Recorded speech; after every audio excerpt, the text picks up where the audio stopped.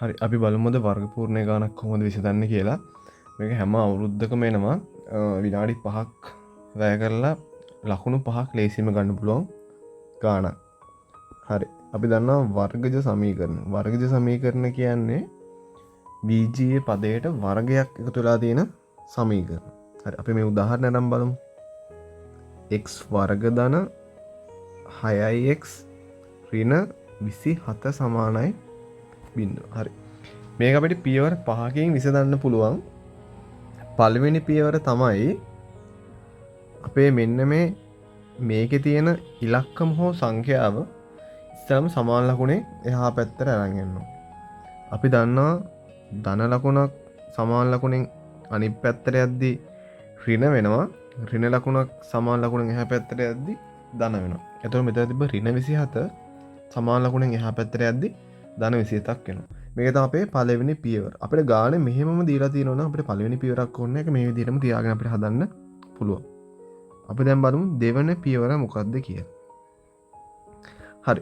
ඊළඟට ගන්න දෙවෙනි පියවර තමයි මෙතන දැන් මේ x වර්ග නෙවෙයි තනියම තියෙන x ඉන්නවනේ. එයාට ඉස්සරහෙන් තියෙන සංගුණකය. කියන්නේ මෙතන නම් 6. එතකොට එයාව බෙදන්න ඕනේ 2ට. ඊට පස්සේ a එන උත්තරේ වැඩි ගන්න ඕනේ එයාගෙම. ඒ කියන්නේ x ගේ සංගුණකයේ භාගයේ වර්ගය. x ගේ සංගුණකයේ භාගයේ වර්ගය එකතු කරන්න ඕනේ දෙපැත්තටම. හරි. මෙතන දැන් x ගේ සංගුණකය 6යිනේ. 6 බෙදනවා 2ට. එතකොට 3යි. එයාගේ වර්ගය කීයද? 9. හරි. අපි එහෙනම් දෙපැත්තටම එකතු කරන්න ඕනේ ධන 9. හරි. x වර්ගය ධන 6x ධන 9 සමානයි 27 ධන 9. හරි. ඊට පස්සේ තුන්වෙනි පියවර තමයි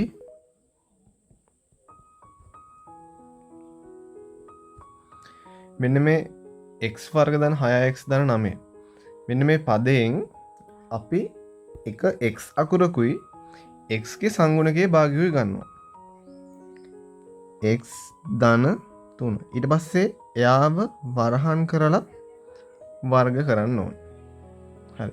සමාන ලකුණෙන් එහා පැත්ත සුළු කරලා දානවා 27යි 9යි 36යි. හරි. ඊට පස්සේ අපි කරන්නේ හතරවෙනි පියවරේදී මේකේ දෙපැත්තටම දානවා වර්ග මූලය. x ධන 3 වර්ගයටයි 36ටයි වර්ග මූල ලකුණ දානවා. අපි දන්නවා මොකක් හරි වර්ගයක් තියෙන එකට වර්ග මූලය දාපුවාම ඒ පදේම තමයි එන්නේ. ඒතකොට මෙතන එනවා x ධන 3 36 වර්ගමූලයේ 6. ඒතකොට 36 වර්ගමූලයේ ධන හෝ ඍණ වෙන්න පුළුවන්. මොකද වර්ග සංඛ්‍යාවක් හැදෙන්නේ එම සංඛ්‍යාවෙන් වැඩි වෙලානේ. එතකොට ධන 6 ධන 6න් වැඩි වුණොත් 36යි ඍණ 6 ඍණ 6න් වැඩි වුණොත් 36යි. මොකද සමාන ලකුණු දෙකක් ගුණ වෙද්දී එන උත්තරේ කොහොමත් ධන.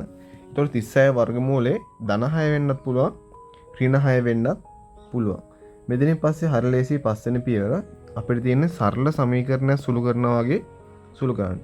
හැම වෙලේම මතක තියාගන්න ඕනේ වර්ගජ සමීකරණයට අනිවාර්යයෙන්ම උත්තර දෙකක් එනවා. අගයන් දෙකක් එනවා. අපි දැන් මෙතන ඉස්තරම එක අගයකට ධන දාලා හදනවා අනිත් එකට ඍණ දාලා හදනවා. දැන් මෙතෙන්ද අපි 6 ගන්නේ ධන විදියට. දැන් මෙතන අපි දන්නවා ධන 3 එහා පැත්තට යද්දි ඍණ 3ක් වෙනවා. 6න් 3ක් අඩු කරාම 3යි. x සමානයි 3යි. දැන් අපි අනිත් ගාන හදන්න ඕනි මෙන්න මේ 6 ඍණ විදිහට අරන්. හරි. ඊට පස්සේ ධන 3 එහා පැත්තට යද්දි ඍණ 3ක් වෙනවා. අපි දන්නවා ලකුණු දෙක සමාන නම් එකතු හරි අඩු හරි මොකද වෙන්නේ? ඒ දෙක එකතු වෙලා යාට අදාළ ලකුණු දානවා. මෙතන දැන් ඍණ 6යි ඍණ 3යි ලකුණු දෙක සමානයි. ඒ දෙන එකතු වෙනවා 9යි මොනවද? ඍණ 9. එතකොට අපිට මෙතන උත්තර දෙකක් එනවා. x සමානයි 3 හෝ x සමානයි ඍණ 9 කියලා. එතකොට මෙතන හැමෝම වරද්දන එකක් තමයි මෙතන මේ ධන ඍණ මාරු වෙන්නේ මෙන්න මේ පැත්තේ 6ට විතරයි. එතකොට මෙන්න මේ තියෙන x ධන 3 කියන එක මේක මේ අවස්ථා දෙකේදීම x ධන 3ම තමයි. එතකොට මෙන්න වගේ චූටි ගානක් චූටි වෙලාවක් වැය කරලා අපිට පුළුවන් ලේසියෙන්ම ලකුණු 5 ගන්න.